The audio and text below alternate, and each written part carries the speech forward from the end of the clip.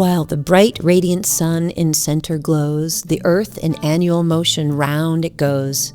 At the same time on its own axis reels and gives us change of seasons as it wheels. This is the verse that Robert B. Thomas, founder of the Old Farmer's Almanac, chose to put on the cover of his very first almanac, published in the year 1792. Also in that first edition, you'll find recipes to cure pimples, corns on the feet, to remove freckles, and to cure a toothache. Not to mention road distances and the names of innkeepers along those roads, a table for calculating 6% interest on goods, and rules for a long life, among other anecdotes and advice. Thomas, who was a teacher, astronomer, and farmer, created an almanac that has since become the oldest continuously published periodical in North America. Some 235 years later and counting, we have stayed true to Thomas's prescription of providing an almanac that is useful with a pleasant degree of humor. Join us for a conversation with the 13th and 14th editors of the Old Farmer's Almanac and its 23rd publisher to learn more about our history and future in the episode we call The Importance of Being the Old Farmer's Almanac.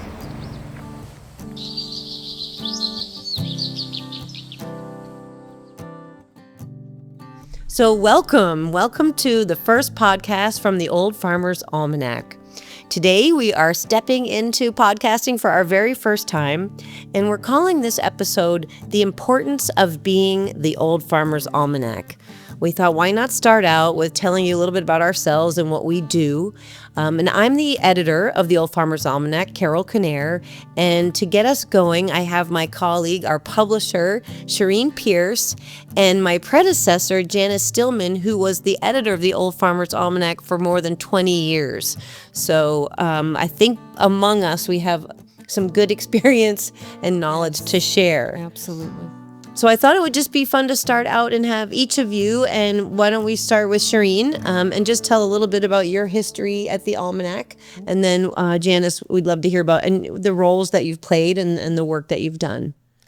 So I'm Shireen Pierce. I'm the 23rd publisher of the Old Farmer's Almanac since 1792, and I've been publisher since 1994, so that's 33 years, 33 fun years of leading this iconic publication, working with these super talented editors and the editorial staff, and so many other people within the group who have really contributed to expanding the reach and the overall popularity of this almanac for, now 235 years. It's really been a privilege. I started as the Janice, knowing very little about the almanac. I'll steal that from her. I was surprised, but it was when the almanac was going to celebrate its 200th anniversary, that the company, Yankee Publishing, decided to pay some attention to the almanac. And so we were just a meager staff of 3 people, managing editor, the group publisher, John Pierce, and myself.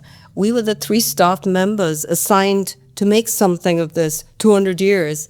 And I have to say, it was, when you instantly fall in love with something, that was it for me. And I thought, this product, I have to know more about it. I have to, nurture it. I have to bring it to as wide a readership and now to as many users online and via our newsletters as I can, because there were so many wonderful things about it. Why did it last 200 years at that point?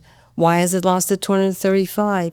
What are the elements that make sense, made sense back in 1792 and now makes sense even today in 2026? What is that through line? What is the history? What has the almanac contributed to all our lives in big ways and in little ways?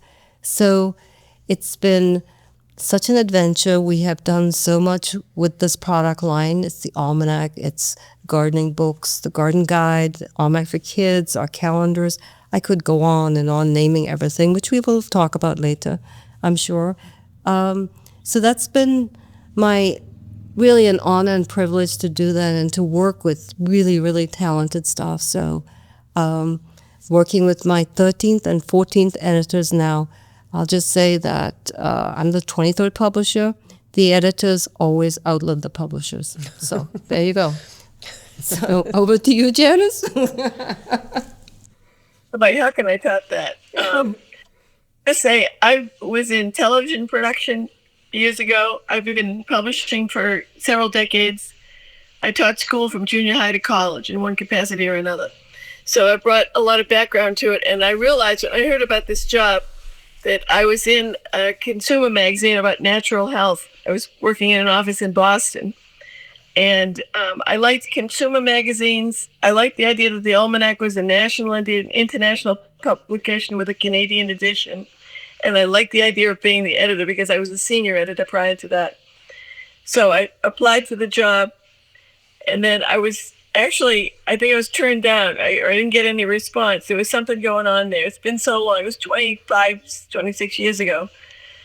But anyway, so then I got another call, and I realized it was from a recruiter, a headhunter, as they're also known. And she invited me to apply for the job of the editor of the Almanac. And I'd forgotten that I'd even given my resume to a headhunter. But anyway, she said, why don't you at least go up and talk to them? So I did. I learned more about the Old Farmer's Almanac. I learned what it was. I learned its place in history. And I was invited to be the 13th editor. However, a funny little story, Judd Hale, who was the editor, emeritus editor-in-chief for decades before me, had come up to me before I was officially on board, and he said, look, if you have any concern, any fear about the number 13, triskaidekaphobia, they call it, we can make somebody else 13 for a couple of weeks, and then you... I said, I think I'm good for it. I'll go for it. I'll see what happens. And it was really the luckiest thing in my life. I thoroughly enjoyed the job. The mission of the Old Farmer's Almanac is to be useful with a pleasant degree of humor, and there are not many jobs where it says be funny some of the time, be ironic, be clever. So there's so many ways to express that in the publication, in the website, and in various videos and other media that we do.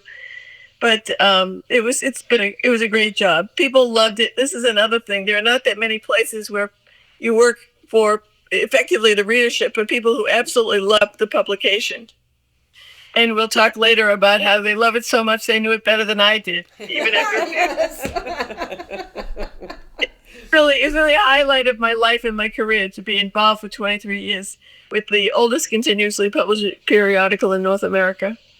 And Thank you. thank you, Janice. And we were so happy. We learned a lot from you as well. Thank you. And still learning, right? I'm the newbie. I've only been here not quite 3 years. And, I think like both of you, I think I thought I knew what the Almanac was. I worked for Yankee Publishing 25 years ago and loved the Almanac, wrote for Janice when I was a young buck, and, have loved farming and always been a lover of and growing and a lover of the Almanac. But until you get here and understand the relationship, as we're saying, with the readers, and how I think privileged we are that we hear from them and are in conversation with them.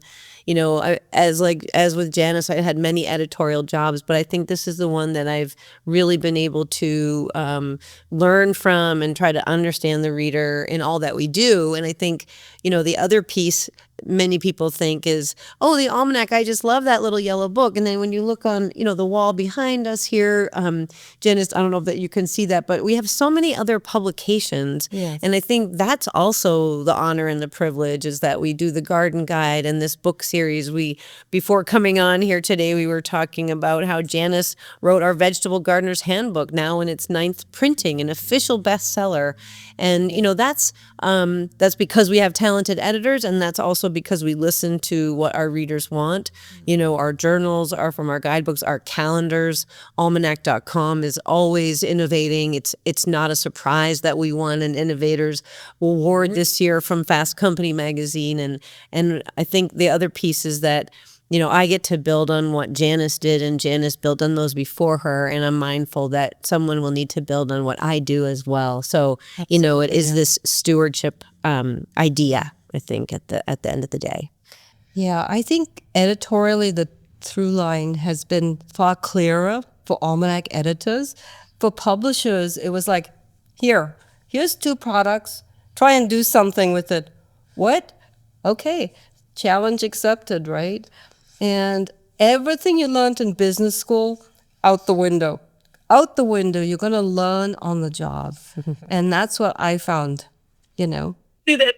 You really originate a lot of selling concepts and package ideas, areas to put the publications in. That it's really made the success of the whole business. Yes. It's, when you really love what you're doing and you love the products that you produce, and when you see how much passion and care goes into, talking about the concepts and seeing it all come together, you can't help but be the best advocate for those products.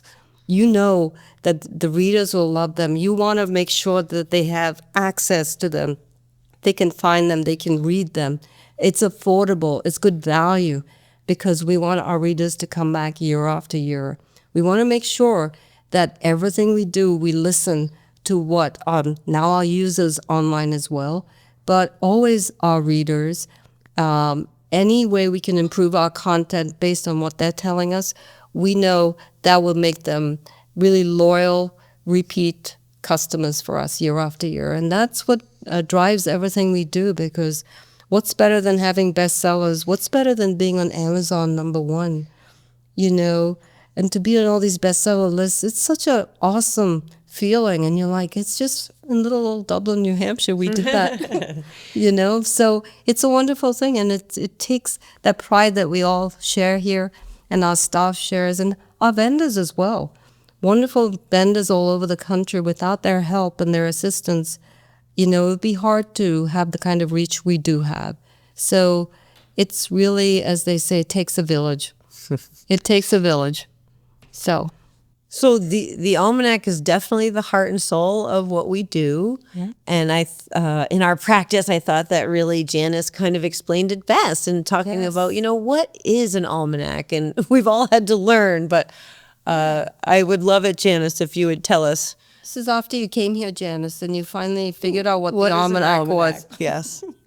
Yes, when I first picked one up, I went to the train depot looking for one because I don't know why I should have gone to the supermarket. Hey. But anyway, I picked up the Old Farmer's Almanac. I thumbed through the pages, and I couldn't make heads or tails out of it. I didn't know what it was about, what its purpose was, what its point was. Yeah. Charts and tables in the front, these little paragraphs of weather forecast for 16 regions in the back, and these articles that made no sense to me because there were so many different topics. I couldn't figure it out. So anyway, nothing works.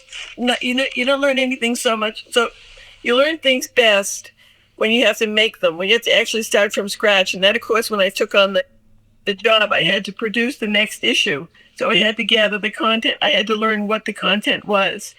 And after looking at dozens by that time of the past editions, I was advised to read every one of the previous, back then about 200 editions. But anyway, I read a number of them, and I came to realize that by definition, the almanac is the calendar of the heavens, because it predicts the events in the sky, which mark out the days, length of day, sunrise, sunset, marks out the seasons, of course, through the weather forecast, also indicates what the moon phases are and when they are, important for people who garden by the moon, among other things.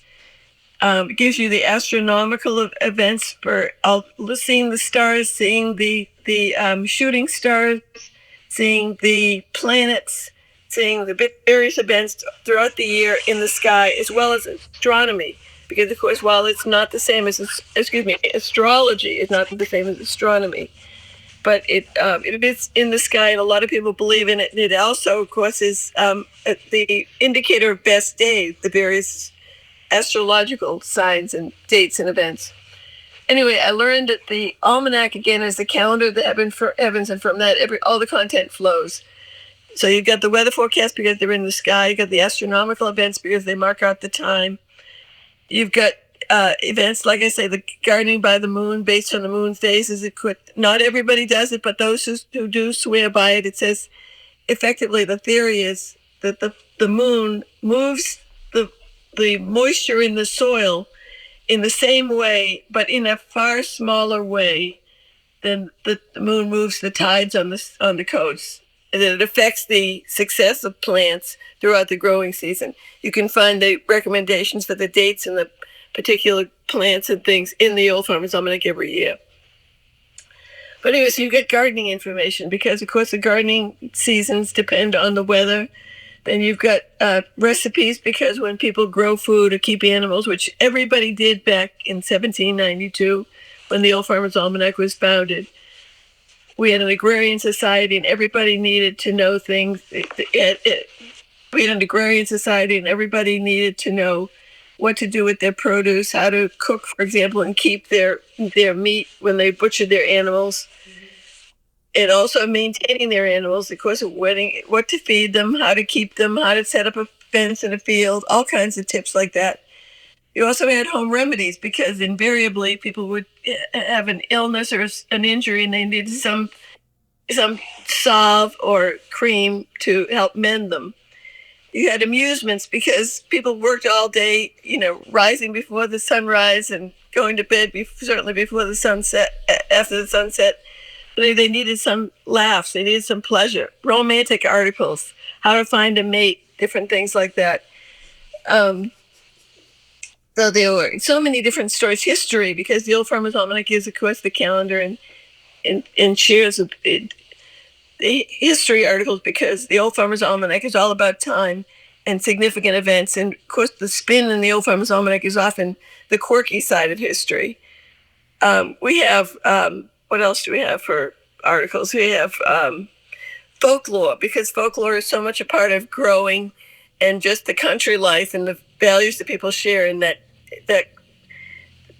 we have folklore because folklore is so much a part of the country life and the values that people share and the meaningfulness of nature and the way it influences so many of the things that we do. Sorry, That's okay. No, that was great. It's exhaustive. I was exhausted too. No wonder you are when you're trying to figure out what to put into your first almanac, Janice.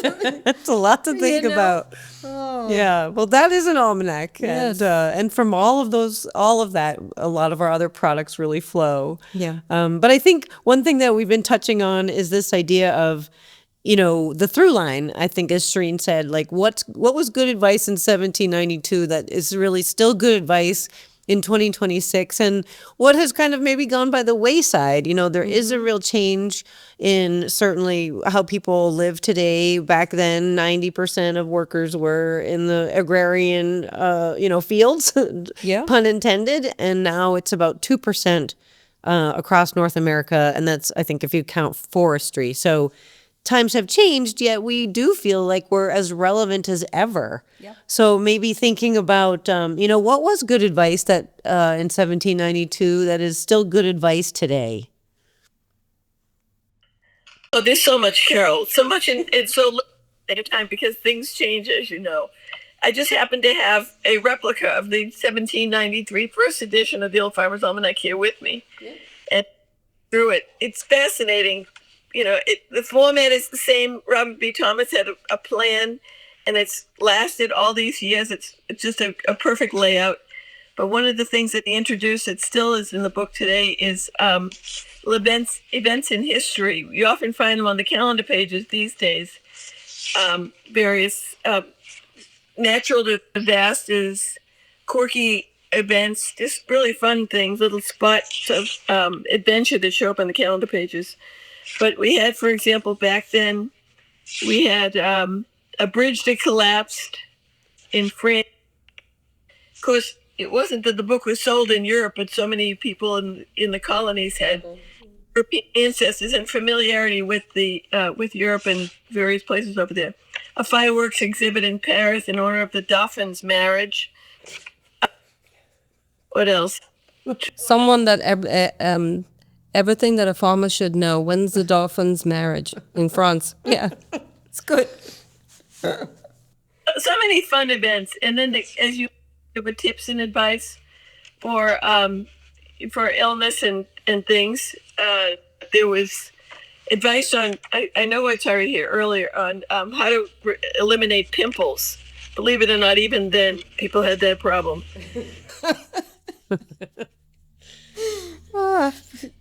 Yep.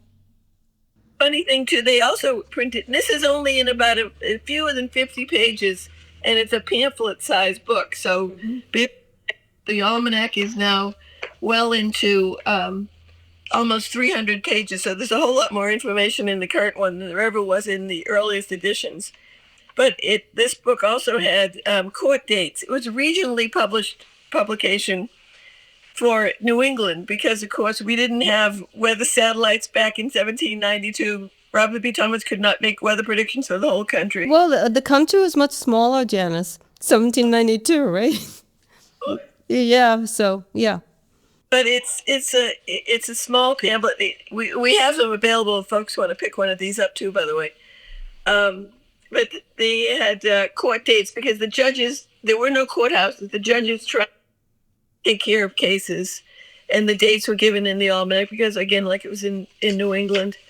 There's another collection of it. Oh, and then there are things because, of course, people didn't have calculators and banks were few and far between, and people had to calculate how much to pay for their help. So there's a table of interest rates based on 6% interest. There's a distance places. If you had to travel, there were not all the roads were marked or even known. People had to go from town to town for whatever reason, appointments, just getting on with life. But so you found in the Old Farmer's Almanac distance mileage between various towns throughout central New England. So you could calculate how long it would take you to get from one place to another. So it was really, as always, a book of tips and advice. Things to make life easier and more efficient and more entertaining, frankly. What do you think, Carol? What's the through line? Well, I think, that mission hasn't changed. It's just kind of the way that we do it. And I think that there's a lot of people that want this traditional, maybe we'll call it, information. Yes. People are interested in Time-tested. and putting up their own food and living closer to the earth and some of those skills and planting by the moon. And so they're hungry for that information. I think even we're seeing this younger audience really respond to the folklore aspects. I know my nieces and my daughter love that when the planner that we have, they really appreciate that. And then also the astrology, as Janice pointed out, it's something that was confused with astronomy for a long time before they separated sciences, but there's many people who depend on what they see as the planetary interactions and the flow of what's happening here on Earth. And so I think there's a lot of interest, renewed interest. So while we are the through line providing that, it's also the audience, I think, we're finding new audiences with the same information. But I think we were talking earlier about in the earliest almanacs, there was several pages devoted to how to do a road trip with your horse and carriages and how to prepare for that. And so, what that is in the 2026 edition, we have several pages in the reference section on just emergency preparedness, what to have in your car, what to have in your home, how to think about an exit strategy if a natural disaster occurs. And so it's, again, that same usefulness about those everyday things that we're all dealing with. But of course, we've changed to a modern framework. Yeah, my take is that I always go back to what Robert B. Thomas said, useful with the pleasant degree of humor. I find that to be the touchstone for everything we do.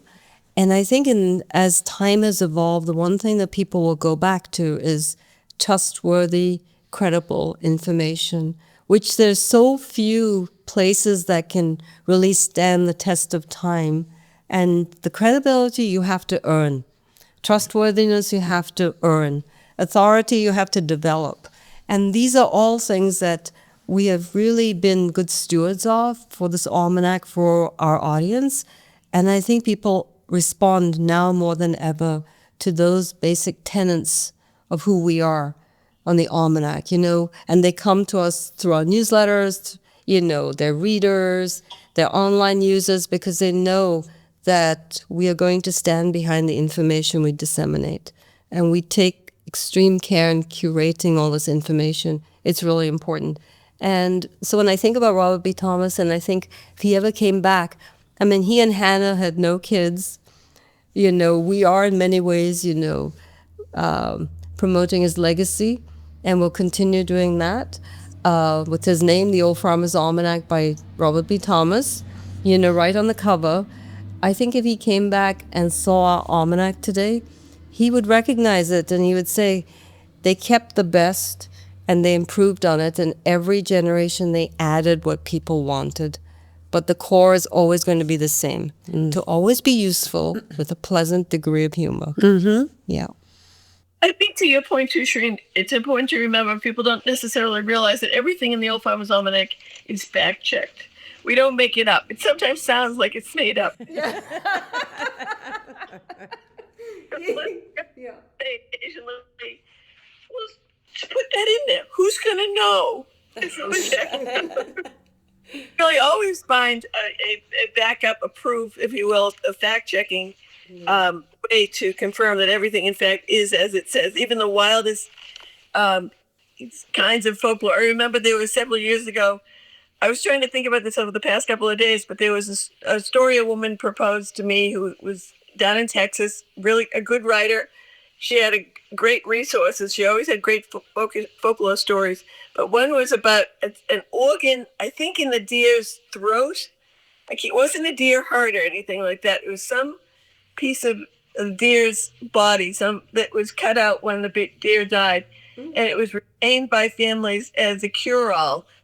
That the disease, if I remember correctly, a disease would be absorbed by this organ and the person would be cured. And she swore by it. We were able to find some old historic backup on it to prove it. In fact, it was a belief system in, granted, a small region of the country. So if you've never heard of it, you're not alone. But, some of the wildest things, and that's what's fascinating about it. And it goes back also to so many people these days are interested in the natural world. Yeah. Whether it's looking up at the sky, the fascination of a full moon, looking for, as I mentioned before, shooting stars and the meteor showers, just plants, the birds in the garden. Just so many people are so fascinated with nature. That's what the Old Farmer's Almanac brings right to them. And that's why some people like the almanac for certain things. Some people really turn to it for the astronomy information. Some people turn for the astrological information. Some people will buy it just to have the gardening by the moon tables. Yeah. So, they may read the whole book over the course of time, often from the bathroom, as it's often said. But that's a healthy reader, Janice. That's a healthy reader. The almanac fulfills so many purposes for so many people, and that's why it's lasted so long. The variety of things, the tone, the voice, if you will, the nature of the content, the reliability of it, as you've said too, Shireen.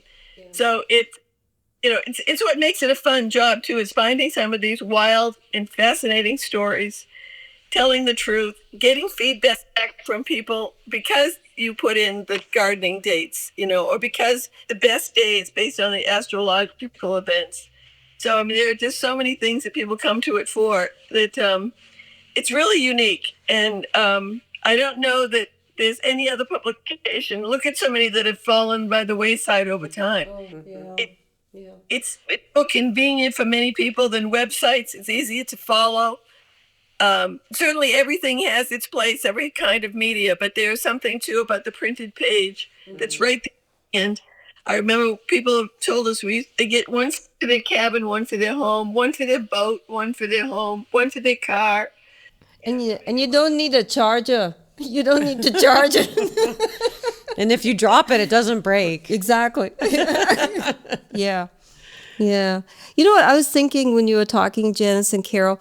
I was thinking of how much in the information on the moon and how well the almanac has disseminated that and talked about, the myth and the folklore of every moon and how we've made that part of the popular culture. And I think we really had a big role in that, explaining that. And you see every time there's a full moon, the number of links we have to our website from many, many reliable websites and publications, linking back to us to go through what the particular, the history of where the name came from, why you have this name. I think we really opened up the moon to a lot of people in a very conversational way. And I've always been so impressed by that we did that and said, full strawberry moon, why? And showing it. And I think a lot of people are more familiar with that. So I think we should take some credit for that. Mm-hmm. That kind of educating people on the weather. We don't just throw out terms. We actually explain it in a way that's very palatable to people, easily understood. Information is power. We started on weather articles. I love the ones that explore some of the things that we're dealing with these days. Yeah. So many. I know you recently ran the avalanche story, Carol. Yes. The story, we found a fellow who is an expert on subsidence and flooding of the coastlines over a period of time. Is starting now to talk about New Orleans, for example, and the potential to flood. We had a fellow, I know I can't even think of so many stories. There was, I'll get back to whether or not it's part of the conversation. But if I had a list in front of me of all the stories, they're so topical. How much more rain would come when the planet heats up? Evelyn Garris Browning was a terrific contributor. She was very, very, very learned in the weather and had great explanations. She'd make it easy to understand why the weather was changing and why things happened the way they did. So many things. But getting back to the moon, if I will, as you were mentioning that, I was thinking, we not only tell you the moon name and explain what it is, but we tell you the very minute the moon is full. Yes. I always love it. Yes, yeah. I mean, it's really so amazing. I'm telling you, when I see all the Google alerts, with ours, with the Old Farmer's Almanac, featured, it's really impressive. Like week after week, you just see it. It's really. Well, I think the moon is sometimes like comforting, right? It's every month we get a full moon. It's stunning. It's stunning. It's fascinating. I mean, as Janice said, so many people really want those moon planting dates. They believe in that. Even if it is a theoretical leg up because of the water's in the right place in the earth, that's good enough, And I think we have dispelled a lot of maybe myths, but also really educated people. As you said, the moon calendar alone is like a little mini encyclopedia of the moon. Exactly. And I think, with the Artemis 2 mission having flown and come home, that, there's even more excitement. To the dark side of the moon. Absolutely. Which they realize is like the front side of the moon. And dispelling myths about the blue moon, what that really means, the fourth moon of a season, not necessarily the second in a month. And so, all of those things, I think people they really are attracted to the moon. It's this giant light in the sky, and it's beautiful. They want to know more. It's so stunning when it's a low-hanging moon also, and it's just like this mother of pearl, like in the sky. You can't take your eyes off it. I sometimes almost drive off the road just staring at the moon. Not a good way, but if those of you listening didn't know, for example, you can find out when the best day to cut your hair, to quit smoking, to make at the same time. But early, dates. Don't quiz me now. I get the book open, but I can't get when to have dental care, when to paint, when to walk, go camping, cut hay, plant above ground, plant below ground. These are just a few. Ask for a loan, buy a home, entertain. There are certain best days that people believe in based on the moon that are all in the calendar here in the Old Farmer's Almanac. It's this 2-page spread. You can look up all of these things. And whether or not it's advantageous, we can't say for sure, but those who follow this believe in it implicitly. And it's just kind of fascinating to think that there are folks who put their trust in celestial events. Yeah. Sometimes you just want someone to tell you what to do. Yeah, and something to count on. Yeah. After all the topsy-turvy things that we see in our world, we can definitely count on the moon coming back around. Yes. And, the sun will rise and the sun will set every day. That's nice to know. And the frost will come and the frost will leave. Yes.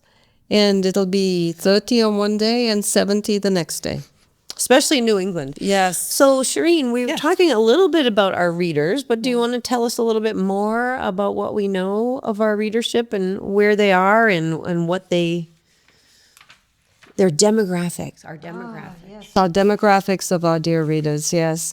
Well, our readers are, spread all over the country, but usually it follows the state populations, California, Florida, New York State, Texas. The biggest states obviously have the most readers. But again, the split is between, it's more heavily ruled towards women readers as opposed to male. It's a 70-30 split right now, women being, more conscientious readers, let's just put it that way. And they really come from all walks of life, Our readership is just very, as we talk about, what are some of the things that they love to do? The avid gardeners, the natural health enthusiasts, they love food. They want to know more about the weather. They love pets. They love astronomy. Natural home and health is something they're so concerned about. Our readership, they're not, so we household income, 87% of them are homeowners. And I just want to correct one thing. Our split is female 57 and male 43. So if we could make that correction then. And I think it's an audience that they live comfortably. They're not, over $100,000. They're well within $100,000. Again, towards the Midwest, we have a really good spread, obviously across the country. It's not that there's any part of the country where we don't have our readership. But again, the big numbers come from the big states that have the most population. It's always going to be that way. Your sales are going to come from there, as are your readership. But with the advent of online sales and stuff, people have access to all our products from wherever they are, urban, suburban, rural. They can buy our products wherever because of the online services we have. Through our own store, Almanac.com, through Amazon, through Walmart.com, any of the online stores can service your readers across the country. And especially in Canada, where it's so far-flung there's not a lot of retail, in some of the provinces. To be able to have your products delivered to your house, it's a wonderful thing that's been evolving over the past few years. So our readership is very value-oriented. They understand how hard, what it takes to, they want to spend their money wisely. They want to spend money on things that provide them value for what they're paying for. And if you're able to do that, they will come back and be repeat buyers year after year after year, for decades actually, So I think that's something we've seen as a through line. So whenever we're thinking about our products and we're thinking about the prices for our products, or if we're thinking about services that we're providing, we always want to make sure that it's affordable to the largest number of people that we can, because those are the people who have been faithful to us and have supported us for over 2 centuries. And, that's always been a big consideration. Now, we've always been told, well, if you're the Old Farmer's Almanac, isn't it really for farmers? And I'm like, well, the next evolution of the farm and agriculture is the garden. And that's more, in a suburb. But we also encourage small space gardening. We encourage container gardening. We encourage, houseplants. So, of which we have books to help you with all these areas of interest. But it's, again, the people, they are coming to us for certain things and certain needs. And by having these conversations, whether it's online or via the mail with us, we're able to produce things that are of interest to all our readers. Go ahead, Janice. Point, Shireen, about the value, and I suppose this comes from the editorial side versus the sales and distribution side. I think what people who are listening may not realize is the value that you describe is often the content that they find when they least expect it. So, for example, calendar, there's all kinds of fun facts about the moon, as well as the dates when it's going to be high. Right. Excuse me, dates when it's going to be full, and also new, and then various events, rather like the best days that apply to planting underground or below ground, above and below ground. But then also you've got the help me here with the calendars. You've got the gardening calendar, yeah. The most popular calendar and the most attractive. They're all full color. Janice, it's now 50 years old in 2027. Original art on every month to describe it, and wonderful plants pictured, tips on growing them, but also special events, traditional as well as contemporary tips for getting success on growing all kinds of things in your garden for every month. The engagement calendar, of course, is the spiral-bound hardback book that so many people enjoy, not just because it has a lot of room for marking your appointments and things, but there's so many fun events and quotes and proverbs and adages and events that are cited on the pages for every day. Janice, can I just I just wanted to say, just to make sure that people understand, it was the engagement calendar. We now call it the planners, just to make it a little more self-explanatory. That it's for your engagement, and it's also like a journal as well, the planner. I like engaged. I'm not a very good planner. Well, you can be engaged in what you want, but we're calling it the planner.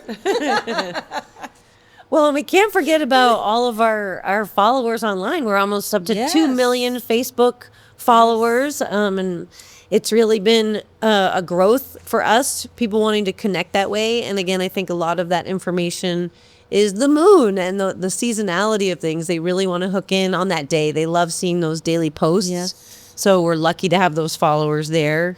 We have 357,000 followers on Instagram, 142,000 on Pinterest. And we've just started our YouTube. We have 17,000. And TikTok, we have 17,000. But, mainly our followers are Facebook, Instagram, and Pinterest at this point. Yeah. I'm going to just take a small break and shut that door because we're going to get background noise here. Yeah. It's like they parked right outside the door. Yes. That's what I was thinking, was going to happen, yeah.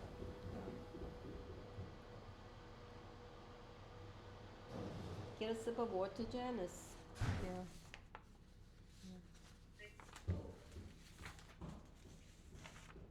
Sorry, I'm loving your bit. What was that? Sorry, I'm loving your bit. No, Oh, no, don't we all worry are. about it. We all are. We're all doing it. We're all doing it, as we're trying to figure out, things, that make sense during it. Yeah.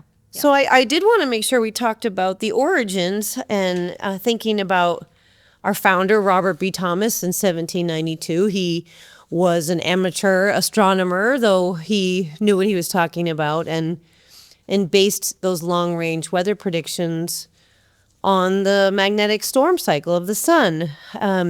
Something that we still use today, all that data. Go ahead, Janice. I'm just going to say, Carol, something that you'll find, I can't remember where I saw it recently, but one of the ways to kind of set him up is he grew up on a farm, like so many people did. His father was an educator, he was a teacher, and he had a library. Now, back then, libraries may have been a shelf or two of books in a side room, maybe in the living room even. But his father had a library, and the book that most attracted Robert B. Thomas was Ferguson's Astronomy. So Robert B. Thomas would take Ferguson's Astronomy outside, and he'd lay on the grass after doing his chores, lay in the fields, just relaxing, and look up in the sky. And Ferguson's would indicate to him what he could see up there, whether even in a primitive fashion, if you will. But the meteor showers, look for the planets, look for the moon phases and different things. And that was his original first love of gardening, the almanac and nature and all the things that the almanac stands for. And of course, there were other almanacs around at that time.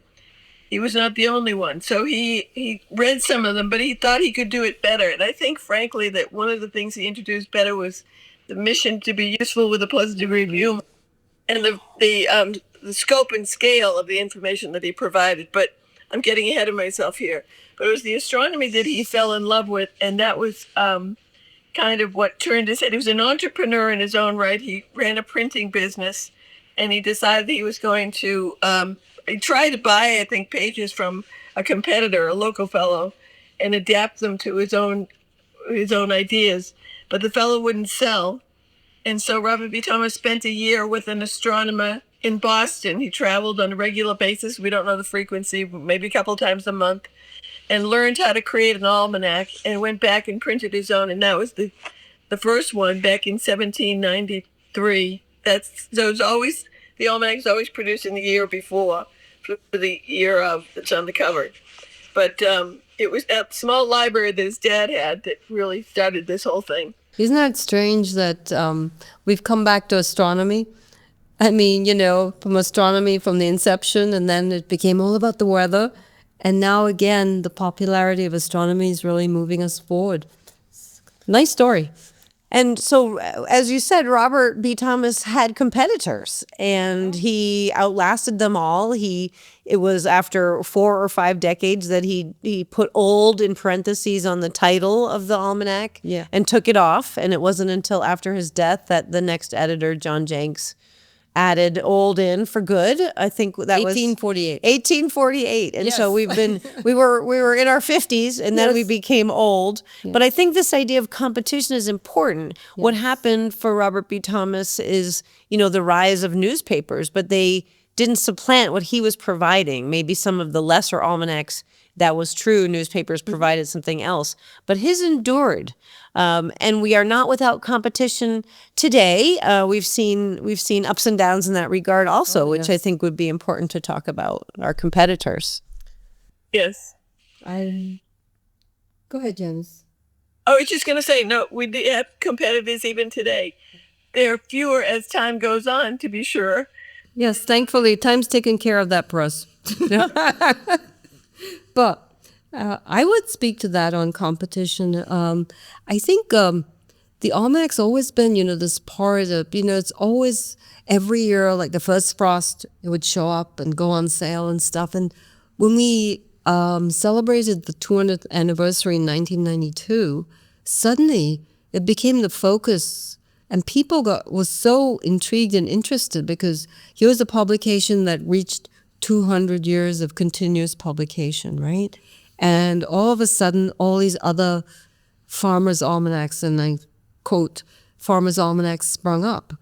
And so we had some fierce pretenders for at least 8 to 10 years, just trying to grab onto the aura of the old farmer's almanac and create confusion in the marketplace, especially with readers. And, it was something that they wanted to do.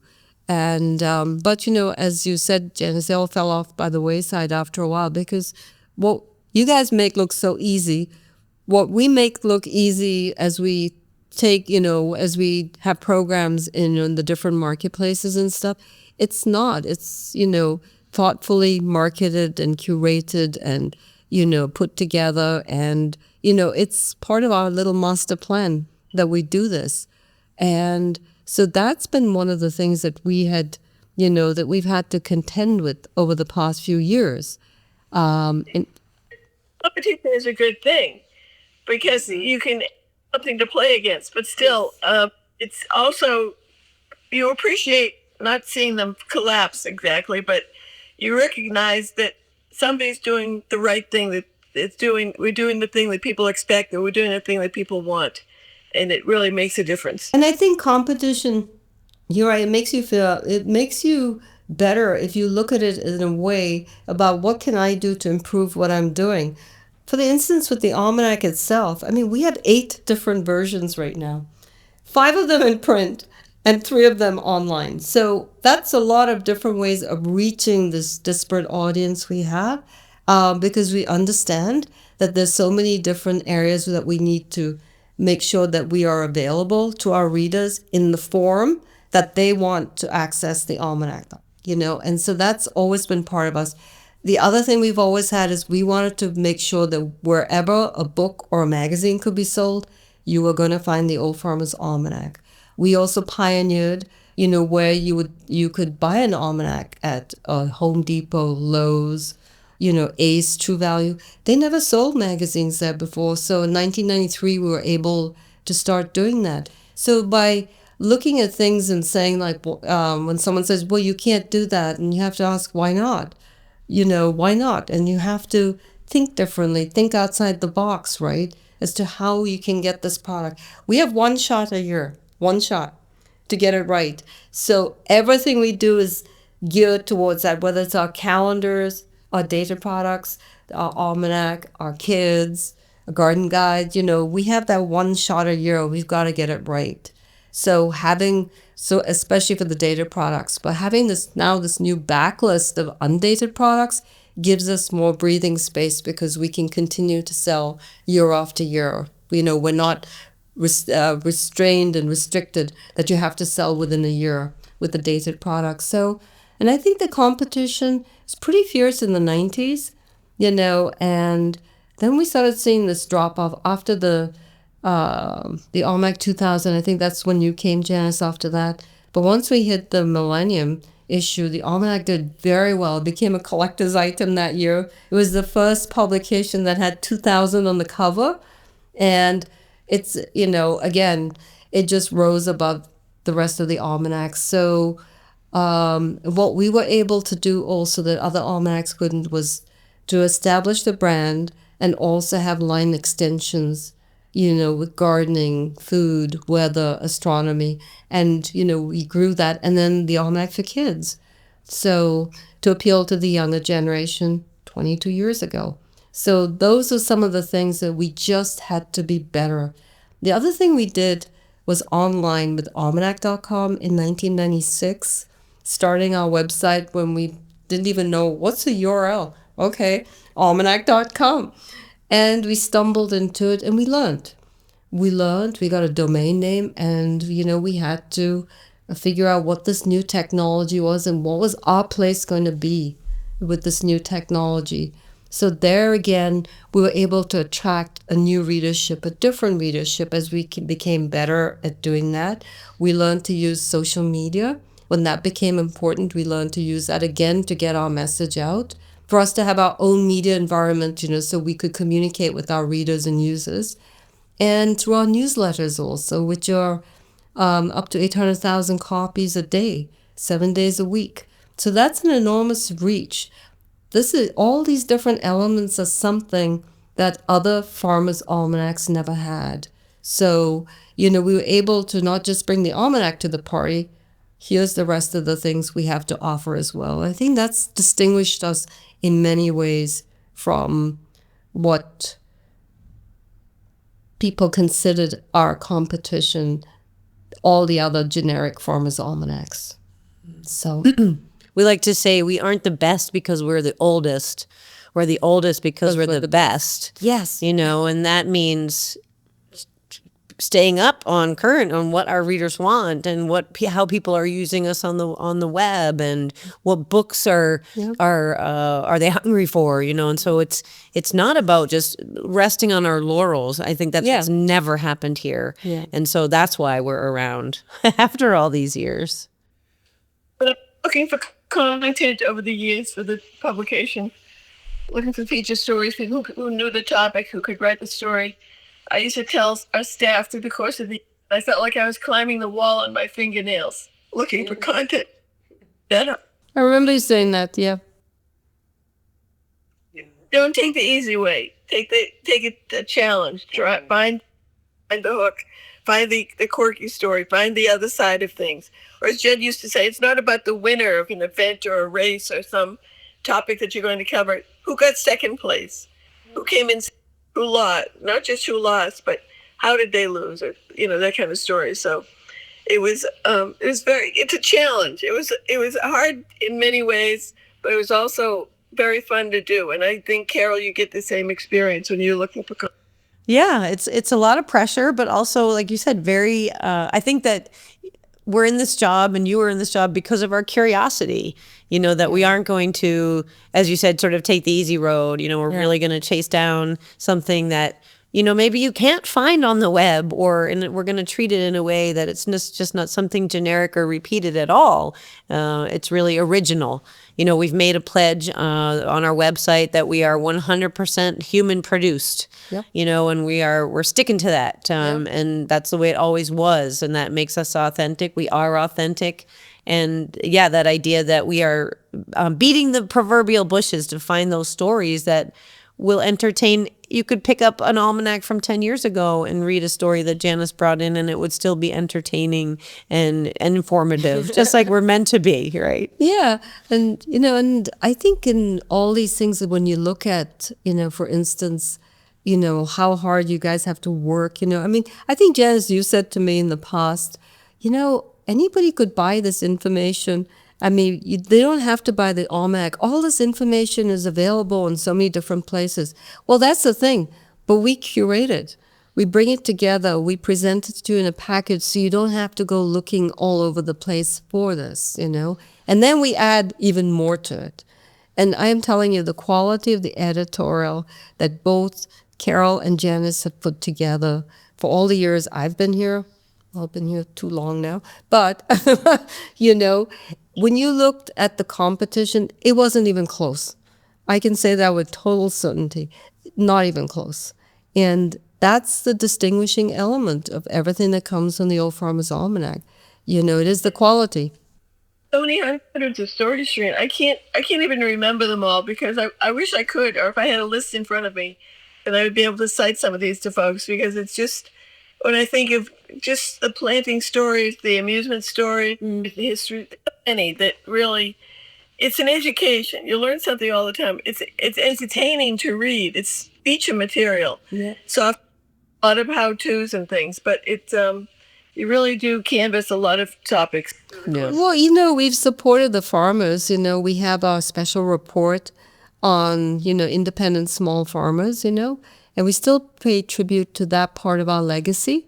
We show them, how they've innovated as well, what they're doing, that's different from what they did, generations ago. And I think that's a nice look into the world of farmers and how diverse the farming community is right now. I mean, since there's so few of them left, it's nice to be able to profile them and bring them some positive attribution for what they do. Essentially, it educates people on where the food comes from. Exactly. Not all. Yes. It locally grows across the country. Families across the U.S. and Canada have been really generous and helpful and enthusiastic about telling their story, whether they're inherited a farm, whether they're renting land, their kids, what they've done with their various organic treatments. Making wine, the guy in Canada who doesn't drink and makes wine. Yeah. It's tremendous too. And, the trends also. I mean, you can leaf through at any time because, the Almanac, it just lends itself to that type of reading. And suddenly you're looking at something about trends and you're like, I can't believe that it actually happened. I mean, it's very impressive, the amount of information that there is. So trends are fascinating, yes, because it's the things that are coming on, things that are being popular in the culture and in the world, in how we live, in what we do, and how we work, in what we're eating, what we're wearing, what people are doing for entertainment, all these various categories. It predated me. That was a section already established. But fun, as you say, to see what actually succeeds, because what our research people find out at the beginning of the year, or the year prior actually to publication, and to see if it actually makes the grade, if it becomes a popular thing, or it actually fades out. And it's look back in some previous issues and you can see some winning concepts and begin what succeeded and what didn't. And it's a time capsule. That's what the Almanac time capsule of the year. So kids who are doing schoolwork, for example, who had an assignment to look up for a particular time, see what was popular. They could turn to the Old Farmer's Almanac and find out right then in a package all the things that they could highlight. And I think that's, again, all those different things that we're able, again, to make sure that our audience has access to the products. That's been a great advantage for the Almanac as well, that we've been able to open up all these various ways that people can access either the book in print or online. If you want to download it on your Kindle, fine, there it is, available for you. I think that's really helped. And now we have our large type edition as well. If that's something that you need to do, you can get a large type edition of the Almanac as well. So, yeah, I think the idea that when you're saying about, we're not, certainly farmers do use the Old Farmer's Almanac, but, a lot of our readers are backyard growers. We know that. But I think it's those people that want to be in touch and know where their food comes from and also are concerned about the fate of farmers. Yeah. Especially if you're a nature lover and you understand, the regenerative farming practices and can I, get something if I can't grow it myself or raise it myself, can I help someone in my community by going to their farm, and I think when we read about that, whether they're in our backyard or somewhere else in America, you realize that your neighbors are also doing that. And so to support them, I think we kind of put that information in their hands as well and talk about the stressors and the successes. And one of the biggest things that we've been seeing is really this idea that just as the Almanac has had to diversify its different revenue streams and avenues of reaching customers, that's same for the farmer. We see people doing glamping at their farm and offering, stays and getting married there, or pumpkin patches or corn mazes. All these ways are selling direct to consumers, offering subscriptions of their food. So all of those same things that we see in our world, really applicable to farmers, and that's applicable to our food source. So I think we make that connection for people, whether they're farmers or not. They're concerned about, or they're interested and they're curious about how their food gets produced. I think so, even more so now, I think even more so, especially the younger generation, they're very particular and they want to know, they want to know the source of stuff. And so if you enable people, make them self-sustainable in whatever way you can, as a young person, maybe you can grow your own herbs in your apartment. Start somewhere. You can be a gardener even with just potted plants, You don't have to have, 200 square foot garden. You can start small. And it becomes a habit for a lifetime then. Yeah, so, a good habit. Yes. A wonderful habit, yeah. So in our time left, we have some other topics. Do we want to talk about who we are as a company? I had that down there. If you want to talk about that. No? Yeah. Okay. I was just going to talk about podcasting because that's sort of a new thing for us that we're trying out. Can I just put a time out? Sure. I think we want to talk about who we are as a company. I don't know. I just had that on there, but do you want to? I think it kind of dilutes and me too. Message. Okay. Yeah. Thank you. So before I say what we're going to do in podcast, do we want to cover anything else? Anything else, Janice, you think we missed? Not that I can think of, Carol. It's so all over it's kind of so many things. I think we've covered a lot. I'll leave that to you. Yeah, and I think we'll edit it down, but I think as Shereen said, we'd really love to have other segments that are focused. We need this introductory segment, I think, to do that. Yes. And in terms of podcasting, I might record this later, but I think this is the idea that we want to introduce our readers even more deeply to our contributors and some of those people telling our stories. And helping people read the left and the right-hand calendar pages. Yes, teaching them about how to use the Remember Almanac. when you used to do that at the observatory up at Dublin School? I would see people's eyes just light up like, oh, that's what you do. Yeah. That's how you read it. That's what those columns mean. Those grayed out columns and, numbers and, it just suddenly it all made sense. And it was the youngest ones who would just get so excited by that, Janice. I remember that so well. And I thought that it just lights them up. It's an enlightenment. You have to figure that parts of the book when you actually just Yeah, oh, it makes sense now. Now I know what it means, on a monthly basis. And okay, now I know.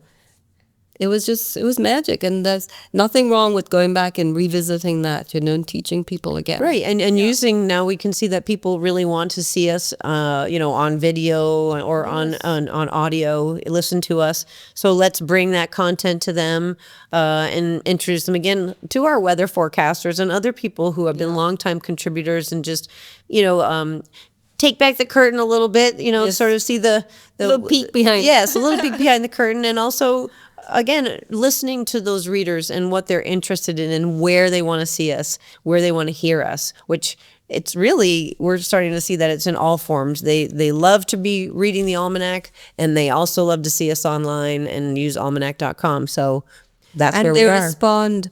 It's great to see comments on social media when people respond back to us. When people might, it's our readers, the way they respond and correct the media when they're wrong about us. They correct them, and you see that, rising to our defense and saying to the media who might have misquoted us or written something incorrectly, don't you guys have fact checkers? That's not what this is about. And it's really interesting to see people coming to our defense. It's nice because we know it's a community, and that's what the Almanac has built. This community of people, a community of workers together, co-workers, a community of vendors, readers, users, and just these concentric circles all around. But we all understand that common purpose, that we've always had. And I just wanted to just do two things. There was a letter I got the other day, and it was from a 99-year-old woman. And she wrote and she said, I'm 99 years old, and I've always read the Almanac, and I'd like to get a 2-year subscription. And the first thing I thought, wow, you're an optimist. So I sent her a copy of the Almanac, and I didn't charge her. I sent her a copy, and I put a note. I said, drop me a line next year, and I'll send you a copy next year as well. But I was just thinking, 99 years old, and she wants to subscribe to the Old Farmer's Almanac. And there was another letter I have over here, and this guy says he said, I'm a lifelong reader, and I grew up on a small ranch where the Almanac was always in the kitchen, on the kitchen table. I'll read it to the day they retire my spurs.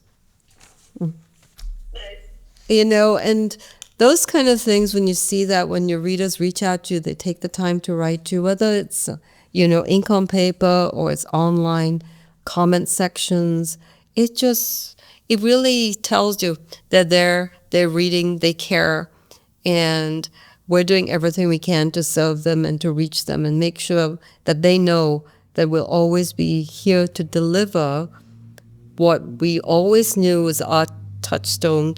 We will deliver information that's useful with a pleasant degree of humor. And we'll be there September 1st this year.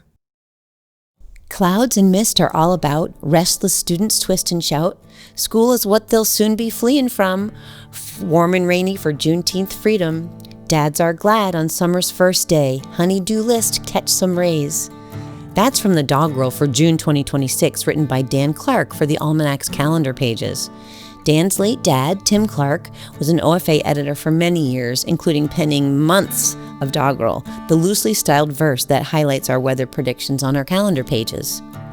Notable birthdays this month include tennis player Venus Williams on the 17th, musician Paul McCartney on the 18th, and fashion designer Vera Wang on the 27th. In the garden this month, we turn to a question from a reader. I've had St. John's wort in my flower bed for years. What can you tell me about it? This yellow-flowered herb of the genus Hypericum was named for St. John the Baptist, whose feast day is June 24th, when the plant is generally in bloom. It's a spreading woody perennial, often found in well-draining rock gardens, bankings, and edgings. The scientific name comes from the Greek word hyper for above and icon for picture, which refers to the ancient custom of hanging the herb over images to ward off evil. It was thought to protect against lightning as well, and thus was often hung in doorways, cottage windows, and even barns. An ointment made from the herb is sometimes used for skin ailments and burns. In some countries, including Germany, St. John's wort has long been considered a remedy for depression. The herb can cause sensitivity to sunlight, however, so check with your health practitioner before starting on a course of treatment. Thank you for joining us for this first episode of our podcast, The Importance of Being the Old Farmer's Almanac. We invite you to join us for our upcoming podcast on weather wisdom, where we talk to OFA's long-range weather forecasters. Next month, join us to learn how and why to garden like it's 1776. As our nation turns 250 years old, what can we learn from Revolutionary-era farmers? Also next month, we'll be having a conversation with Pulitzer Prize-winning writer Patrick Dillon, author of a forthcoming book called Tomorrow's Weather, Anybody's Guess, the centuries-old saga of the Old Farmer's Almanac.